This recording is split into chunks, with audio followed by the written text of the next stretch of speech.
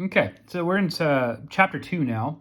Starting with section 2.1, we're going to be talking about average and instantaneous rates of change. Basically, what a rate of change is it's a measurement of the rate at which one quantity or one variable is changing in response to some other variable changing. And to explore this, we're going to start with an example that's not a business or economics example. This is a calculus for business and economics course, but the best way to motivate this topic is with the subject of velocity or speed. This is how we would address this topic initially in like a full calculus class that engineers take, and it's just the most tangible way of making sense of this material, I think. Once we've gotten through this, we'll start talking about the more business and economics applications that we use this in. But if you think about speed or velocity, what we're measuring is how fast something is traveling. Now, velocity and speed are not exactly the same. Velocity takes the direction of travel into account, but because we're not getting that deep into the velocity example, we're not going to worry too much about that distinction. For us, if you think about it, velocity or speed is a measure of how quickly your distance is changing with respect to time passing. That's why we measure speed in things like miles per hour. Miles is a unit of distance, hours is a unit of time. How much distance are you covering per unit of time? So in this case, we're going to look at an example to help kind of make this a little bit more concrete. Imagine that somebody releases a baseball from rest at the top of a 300-foot building. So the ball is going to be dropped from 300 feet above the ground. If you've had physics, you may have learned some techniques for modeling the position of this ball at different times since being dropped using a function like this one. This function, its purpose is to give us the height of the ball above the ground. So in other words, the distance between the ball and the ground at any given time t, where t is going to be measured in seconds. We mentioned that right here. Okay. We don't need to worry about where this function came from because this is not a physics class. We just need to know how to use it. So imagine, if you will, off to the side here, maybe this is the building. You know, you've got some windows and stuff like that. That's my building. And then there's the ground.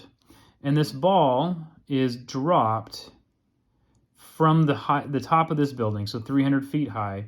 And as the ball falls, I can make note of its distance to the ground, or its height above the ground at different points in time. So maybe at 1 second, t equals 1 second, maybe the ball is there. And then maybe at t equals 2 seconds, it's fallen further. So maybe it's there. T equals 3 seconds, maybe it's there. This is not meant to be to scale or super accurate. It's just to give you the basic idea. T equals 0 would correspond to the exact instant that ball was dropped. So it hasn't really covered any distance yet, but this is how we interpret t. And then f of t gives me these different heights here. So for example, that would be f of 3. I plug 3 in and it measures the distance from the ball to the ground, okay? So the key thing here is that we want to try and use this function to determine not just the position of the ball at different times, which it does directly, but also how fast the ball is traveling at any given time. Because by itself, this function is not doing that. It's only giving me distances, not speeds, not velocities. But using calculus, there is a way to take this function and use it to give us speeds or velocities. So we don't have the tools yet to do that exactly, but we can approximate those speeds. And here's basically how we're going to do it. Suppose that we wanted to approximate the velocity or the speed of the baseball at 3 seconds. So t equals 3. That's right here. I want to see how fast is the ball traveling right at that instant. Well, even though I don't have the tools yet to figure out the exact speed at that instant, I can approximate that. And what I'm going to do is I'm going to keep in mind that speed or velocity is a change in position over a change in time. So what that would look like is, if you're traveling on the freeway, if you drive a total of 70 miles over the course of 1 hour, your position has changed from point A to point B. That change in position is a total of 70 miles, and the amount of time that's elapsed is a total of 1 hour. So I would say that on average, I was driving 70 miles per hour. 70 divided by 1 is 70. Now, does that mean you were traveling exactly 70 miles per hour the entire time? It does not mean that, because you may have sped up during certain portions, you may have slowed down during certain times. In all likelihood, you were not going a constant 70 miles per hour the entire time. But because you covered 70 miles over the course of 1 hour, we would say that your average speed or your average velocity was 70 miles per hour. So that's how we compute average velocities, and that's also how we can compute average rates of change in general. We'll get into that in a little bit. But let's try to see if we can figure out the average velocity of this ball over some interval of time. So I can't do it at an exact instant, but let's maybe look at like a 1 second interval, maybe from 3 seconds to 4 seconds, which is what this notation is telling me. I want to look at the average velocity of the ball as it was falling between the 3rd and 4th second of its descent. How do we do that? Well, first of all, I need to figure out how much distance it's traveled over the course of that 1 second interval. That's where this function is going to come into play, because I can find its exact position at 3 seconds by plugging 3 in, and I can find its exact position at 4 seconds by plugging 4 in. And then if I subtract those two positions, what I'm left with is the distance traveled from second 3 to second 4. So that's what I'm going to do. I want to find my change in position. I'm going to do f of 4 minus f of 3. And again, remember, this is where the ball is at 4 seconds, and this is where the ball is at 3 seconds. So I'm doing the math here. I'm just plugging 4 into the function. It looks like this, negative 16 times 4 squared plus 300, minus f of 3, which looks like negative 16 times 3 squared plus 300. In some of the future examples that we do in this section, we'll work through this math a little bit more, but you can also just go right into a calculator. What you end up with is negative 112 feet. Okay? The change in time is 1 second, because we're going from 3 seconds to 4 seconds. 4 minus 3 is 1, so I have a change of 1 second. Using this as a guide, change in position over change in time, the average velocity of my ball over that interval was negative 112 feet over 1 second, which we write as, negative 112 divided by 1 is still negative 112 feet per second. Now, one thing I want to point out here is that the fact that this is negative might be what's throwing people off a little bit, and velocities can be positive or negative. What a negative velocity means is that the distance is getting shorter over time as opposed to getting longer. In this example, that makes sense, because as the ball falls, the distance between the ball and the ground is getting smaller as opposed to getting bigger. So negative velocity or that negative rate of change is showing me that the quantity that we're interested in, that distance, is getting smaller as time passes, okay?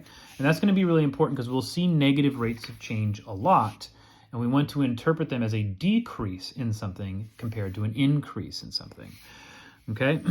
So that's what we're talking about right here. Now, remember, the goal originally was not to find an average velocity. Really what we wanted to do was find the exact velocity of this ball at 3 seconds. And we didn't do that. We found an average velocity over the course of 1 second, starting at 3 and going to the 4th second here. So this is just an approximation. The actual speed at 3 seconds is probably something different. I can improve upon this approximation, though, by making the interval of time that I'm using for my approximation smaller, because that's given the ball less time to speed up and affect that average velocity. So instead, what if I use the interval 3.1? In other words, what if I found the average velocity of this ball while it's falling from 3 seconds to 3.1 seconds? It's a 1/10 of a second interval. So I would perform the same steps And I'm leaving off, all the arithmetic that I wrote up above, but it's still doing the same stuff. My change in position would be my position at 3.1 seconds minus my position at 3 seconds. That's what this is doing. The change in time, this is actually a typo, this should say 3 right here, is the difference between these two endpoints on my time interval. 3.1 minus 3, that's 0.1. Okay? I'm getting a lot of weird typos here. I'm not sure how stuff got cut off there, apparently. I would have had to plug 3 into my function here. This is a typo. There should be more stuff here, but that's okay. I'm gonna leave it off. If done correctly, I would have negative 9.76 feet over 0.1 seconds. Okay, that's what this should have ended up giving me. And when I actually do the division, negative 9.76 divided by 0.1 is negative 97.6 feet per second. Still a negative velocity, which is what we would expect because the distance between the ground and the ball is decreasing over time, not increasing, but a different quantity than I got before. And I would guess that this is much closer to the actual velocity of the ball at 3 seconds. Because like I said, we used a smaller interval, which gave the ball less time to speed up as it plunged towards the ground. So that seems like it would be a little bit more accurate. I can make this interval, or this approximation, even better by making this interval smaller and smaller. So if I make the right endpoint here 3.01 instead of just 3.1, or 3.0000001, like if I, give myself a very, very small interval of time for this approximation, I would be getting an average velocity that's much, much closer to the exact velocity of my ball at 3 seconds. And that's kind of the big idea behind what we're going to be doing throughout this section. We're going to spend more time developing this concept, but remember this example as we move on, okay? So we were dealing with velocity in this example, but velocity is an example of a rate of change, which is a change in a quantity. Usually we use a variable to represent that quantity. So let's say y. It's a change in a variable y that happens in response to, or with respect to is the terms that we use, some other variable x. Typically y is going to be a function of x. So we could write something like y equals f of x. Then if we look at a change in x, so like in my velocity example, as our time changes from 3 seconds to 3.1 seconds, that's a change in x. It's going to create a change in y. It's going to create a change in my output. I go from one distance to the next. Some notation that helps with this.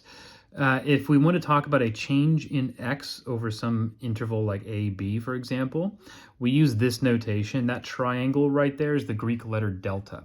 So you might hear me call that delta x. And that is simply that change in x over that interval. The corresponding change in our y variable, we're going to call that delta y. And on the next page, I can show you how we actually compute these.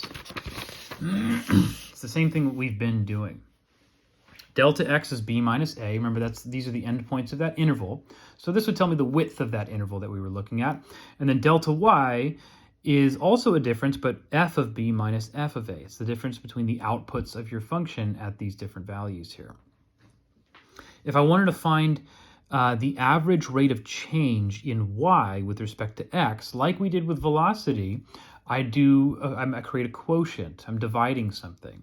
The average rate of change would be delta y over delta x, the change in y over the change in x, which using these looks like this: f of b minus f of a over f of a, or over b minus a. Okay.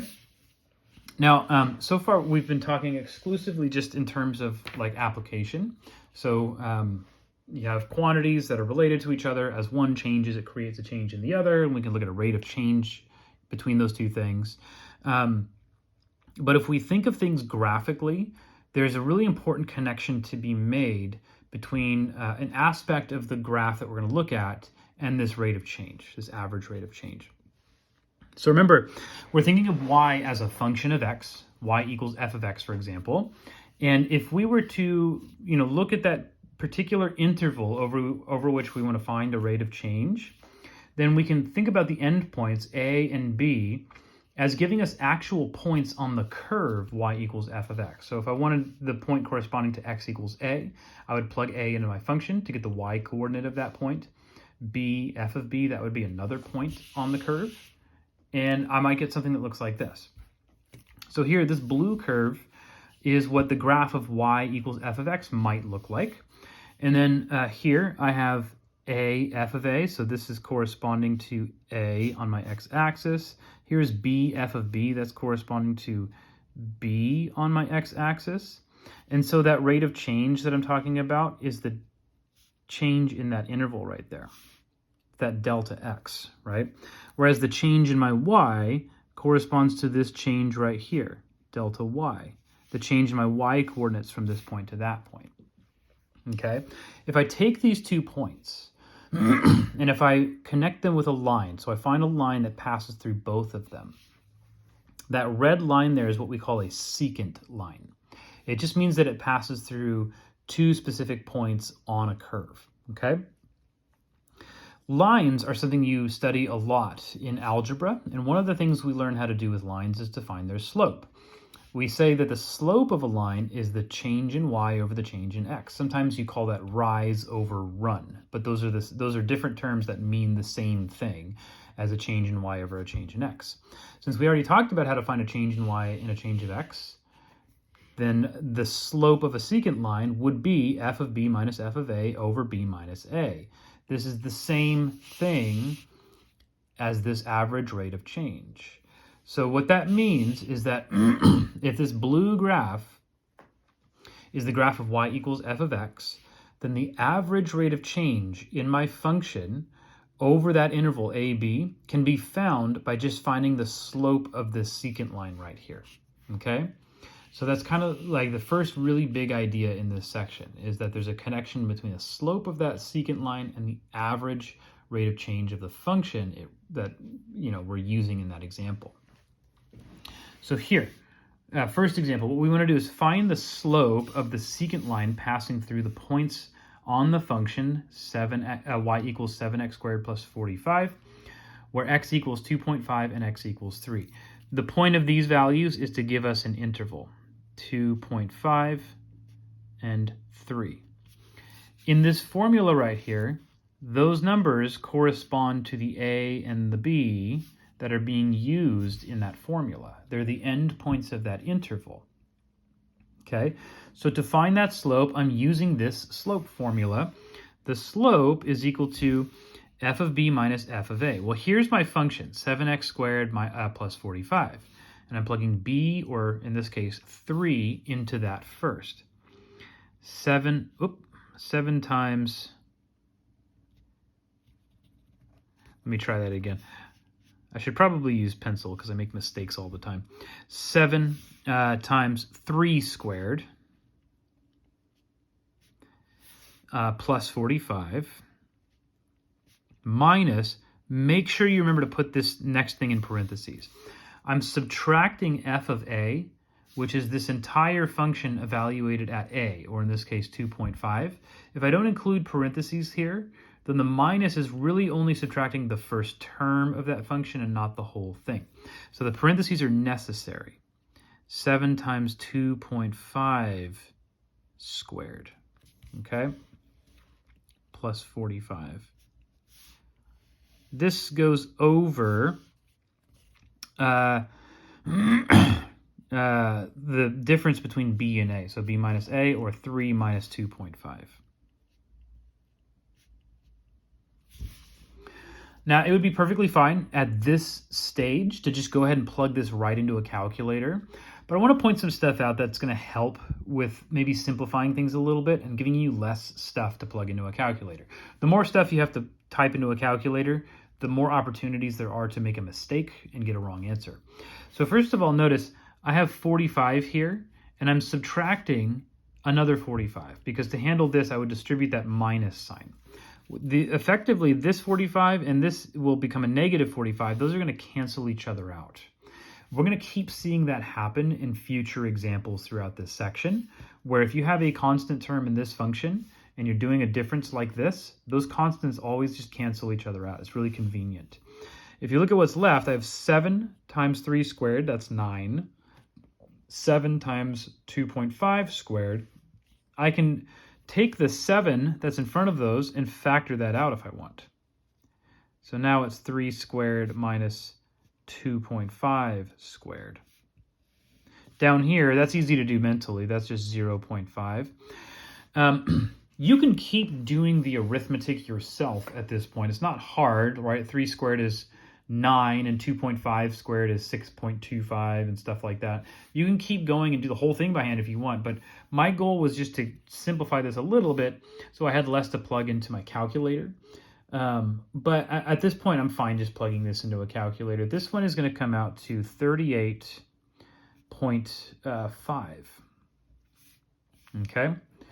Now, in this case, there's no context given for this function. We didn't say that it's measuring the distance of a ball that's moving.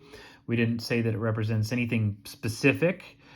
So there's no units for me to put on this number. But in most of the problems throughout this section, I shouldn't say most, a good amount of the problems in this section, the functions or the rates of change that you're going to be dealing with have units. And so it's important to know how to accurately determine what those units should be for a given problem. So let's start with this. In an application, these variables x and y are going to represent quantities. They're going to represent distance and time, or maybe money, right? Because we're talking about economics and business applications. Money, and maybe X represents the number of products that you manufacture and you're trying to sell them or something like that. So we need to know how to take the units of each of these types of variables and put them together to get the units for our rate of change. So as we already saw in the velocity example, what happens is you take the units of rate of change for your function f are going to become the units of just f by itself over the units of just x by itself, which you can also remember this way: output units over input units. And that quotient right there, that division, we can read that as per. So again, miles per hour, or whatever the case may be. So here's an example where we are thinking about rates of change in a function f, which is defined in terms of the variable x, and I want to be able to find the units for the rates of change in f with respect to x. So here, units of f would be trout. Units of x are days. So I could just say trout per day. Now, one important thing to remember is that if you think about like speed, again, we say miles per hour, not miles per hours, right? So the second unit that appears there is never plural. And that's because these rates of change more specifically are what we call unit rates, which assumes that the quantity that we have at the bottom of this quotient right here is a 1. So this is always singular, even if this one is plural. B, seconds, that's my unit for x. Gallons are my units for f. So I could measure that in gallons per second. Now you're going to find oftentimes when we're dealing with these units, we abbreviate things. So another way of writing this is gallons as GAL. And then we oftentimes don't write per, we do a slash like this. Seconds is usually just an S, or SEC is used a lot too. So this is the more common unit way of representing these units. If we switch them, so now the output units are seconds and the input units are gallons, I would say seconds per gallon. Notice gallon is now singular, whereas it was plural in the previous one. So I could write something like this for shorthand. Okay? And then finally down here, study hours and test points. So my output units are test points per study hour, singular. Okay? That seems very straightforward, but it's just something to remember as we go through and deal with some of the application problems. All right, we're going to stop this video here and we'll pick up with another example in the next one.